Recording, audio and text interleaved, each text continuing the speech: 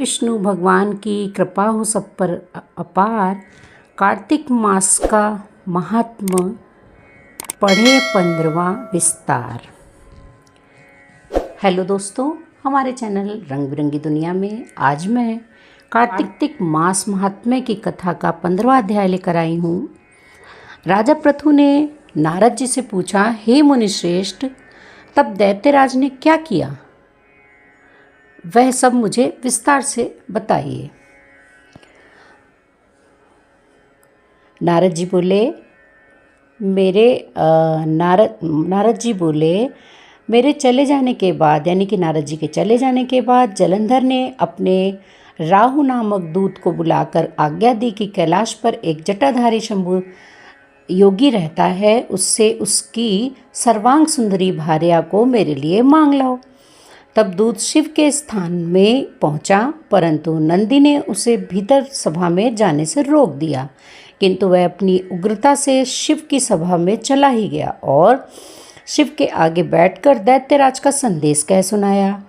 उस राहु नामक दूत के ऐसा कहते ही भगवान शूलपानी के आगे पृथ्वी फोड़कर एक भयंकर शब्द वाला पुरुष प्रकट हो गया, जिसका सिंह के समान मुख था। वह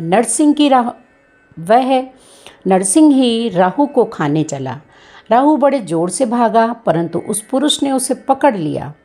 उसने शिव जी की शरण ली और अपनी रक्षा की। शिव जी ने उस पुरुष से राहु को छोड़ देने के लिए कहा, परंतु उसने कहा, मुझे बड़ी जोर की भूख लगी है, मैं क्या खाऊं? महेश्वर ने कहा, यदि तुझे भूख लगी है तो शीघ्र ही अपने हाथ और पैरों का मांस भक्षण कर ले। और उसने वैसा ही किया। अब केवल उसका सिर शेष रह गया था। उसका ऐसा कृत्य देख शिव जी ने प्रसन्न हो उसे अपना आज्ञापालक जान अपना परम प्रिय गण बना लिया। उस दिन से वह शिव जी के द्वार पर स्वकीर्ति मुख नामक गण होकर रहने लगा। इस प्रकार कार्तिक महात्म्य में 15 अध्याय पूरा हुआ।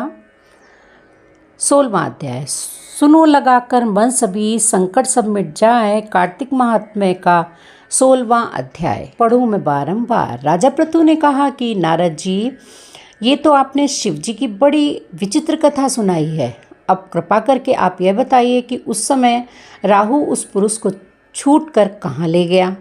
नारद जी ने कहा, उसे छूटने पर दूत बर्बर नाम से विख्यात हो गया और अपना नया जन्म पाकर वह धीरे धीरे जलंधर के पास गया। वहाँ जाकर उसने शंकर की सब चेष्टा कही। उसे सुनकर दैत्यराज ने सब दैत्यों को सेना द्वारा आज्ञा दी। कालनेमी और शुंभ निशुंभ आदि सभी महाबली दैत्य तैयार होने लगे। एक से एक महाबली दैत्य करोड़ों की संख्या में निकल युद्ध के लिए जुट पड़े। महाप्रतापी सिंधु पुत्र शिव जी से युद्ध करने के लिए निकल पड़ा। आकाश में मेघ छा गए और बहुत अपशगुन होने लगे। शुक्राचार्य और कटे सिर वाला राहु सामने आ गए। उसी समय जलंधर का मुकुट खिसक गया, परंतु वह नहीं रुका। इधर इंद्रादिक सब देवताओं ने कैलाश पर शिव जी के पास जाकर सब वृतांत सुनाया और यह भी कहा कि आपने जलंधर से युद्ध करने के लिए भगवान विष्णु को भेजा था। वह अपने वशवर्ती हो गए हैं और विष्णु जी लक्ष्मी सहित जलंधर के अधीन हो उनके घर में निवास करते हैं। अब देवताओं को भी वहीं रहना पड़ता है। अब वह बलि सागर पुत्र आपसे युद्ध करने के लिए कह रहा है, अतएव आप उसे मारकर हम सबकी रक्षा कीजिए। यह सुनकर शंकर जी ने विष्णु जी को बुलाकर कहा कि हे ऋषिकेश, युद्ध में अपने जलंधर का संहार क्यों नहीं किया और वैकुंठ छोड़ आप उसके घर में कैसे चले गए? यह सुनकर विष्णु जी ने हाथ जोड़कर नम्रतापूर्वक भगवान शंकर से कहा कि आपका ऋषि और लक्ष्मी का भ्राता होने के कारण ही मैंने नहीं मारा है। यह बड़ा वीर और देवताओं से अजय है। इसी पर मुग्ध होकर मैं उसके घर में निवास करने लगा हूँ।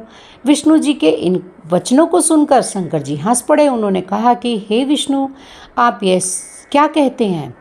मैं उस दैत्य जलंधर को अवश्य मारूंगा। अब आप सभी देवता जलंधर को मेरे द्वारा ही मारा गया जान अपने स्थान को जाइए। जब शंकर जी ने ऐसा कहा तो सब देवता संदेश रहित होकर अपने स्थान को चले गए। इसी समय पराक्रमी जलंधर अपनी विशाल सेना के साथ पर्वत के समीप आ कैलाश को घोर सिंहनाद करने लगा। दैत्यों के नाद और कोलाहल को सुनकर शिव जी ने नंदी आदि गणों को उससे युद्ध करने की आज्ञा दी। कैलाश के समीप भीषण युद्ध होने लगा। दैत्य अनेकों प्रकार के अस्त्र शस्त्र बरसाने लगे। भेरी, मृदंग, शंख और वीरों तथा हाथी, घोड़ों और रथी के शब्द से शाब्दित हो पृथ्वी कांपने लगी। युद्ध में कटकर मरे हुए हाथी, घोड़े, पैदलों पहाड़ लग गया। रक्तमांस का कीचड़ उत्पन्न हो गया। दैत्यों के आचार्य शुक्र जी अपनी मृत संजीवनी विद्या से सब दैत्यों को जिलाने लगे। यह देखकर शिव जी के गढ़ व्याकुल हो गए और पास जाकर सारा वृतांत सुनाया। उसे सुनकर भगवान रुद्र के क्रोध की सीमा न रही। फिर तो उस समय उसके मुख से एक बड़ी भयंकर कृत्या उत्पन्न हुई, जिसकी दोनों जंघाएं ताल वृक्ष के समान थी। वह युद्ध भूमि में जा सब असुरों का च्यवन करने लग गई। फिर वह शुक्राचार्य के समीप पहुंची और शीघ्र ही अपनी योनि में गुप्त कर लिया। फिर स्वयं भी अंतर्ध्यान हो गई। शुक्राचार्य के गुप्त हो जाने से दैत्यों का मुख मलिन पड़ गया।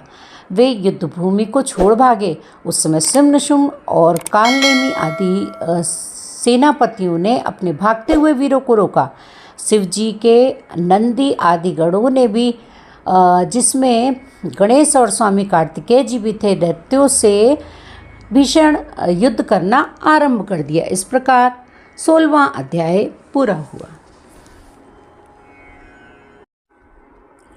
भक्ति से भरे भाव हैं मेरे मन उपजाओ। 17वां अध्याय कार्तिक कृपा दृष्टि कर जाओ।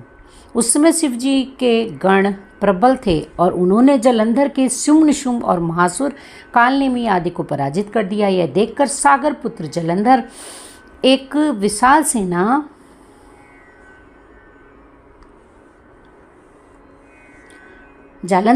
विशाल रथ पर चढ़, जिस पर लंबी पताका लगी हुई थी, युद्धभूमि में आया। इधर जय और शील नामक शंकर जी के गण भी युद्ध में तत्पर होकर गरजने लगे। इस समय दोनों सेनाओं के हाथी, घोड़े, शंख, भेरी और दोनों ओर के सिंहनाद से धरती त्रस्त हो गई। जालंधर ने कोहरे के समान असंख्य बाणों को फेंककर पृथ्वी से आकाश तक व्याप्त कर दिया और नंदी को 5, गणेश जी को 5 और वीरभद्र को एक साथ ही 20 बाण मारकर उनके शरीर में छेद कर दिया और मेघ के समान गर्जना करने लगा। यह देख कार्तिकेय ने जब भी दैत्य जालंधर को अपनी शक्ति उठाकर मारी और घोर गर्जन किया, जिसके आघात से वह मूर्छित तो पृथ्वी पर गिर पड़ा, परंतु वह शीघ्र ही उठ खड़ा हुआ और क्रोधविष्ट हो कार्तिकेय जी पर अपनी गदा का प्रहार करने लगा। ब्रह्मा जी के वरदान की सफलता के लिए शंकर पुत्र कार्तिकेय पृथ्वी पर सो गए। गणेश जी भी गदा के प्रहार से व्याकुल होकर धरती पर गिर पड़े। नंदी व्याकुल हो गदा प्रहार से पृथ्वी पर गिर पड़े। फिर दैत्य ने हाथ में परिध ले शीघ्र ही वीरभद्र को पृथ्वी पर गिरा देख शंकर जी के गण चिल्लाते हुए संग्राम भूमि छोड़ बड़े वेग से भाग चले। वे भागे हुए गण शीघ्र ही शिव जी के पास गए और व्याकुलता से युद्ध का सब समाचार कह सुनाया। लीलाधारी भगवान ने उन्हें अभय दे सबका संतोष वर्धन किया। इस प्रकार कार्तिक महात्म्य 17वां अध्याय पूरा हुआ। बोलो विष्णु भगवान की जय।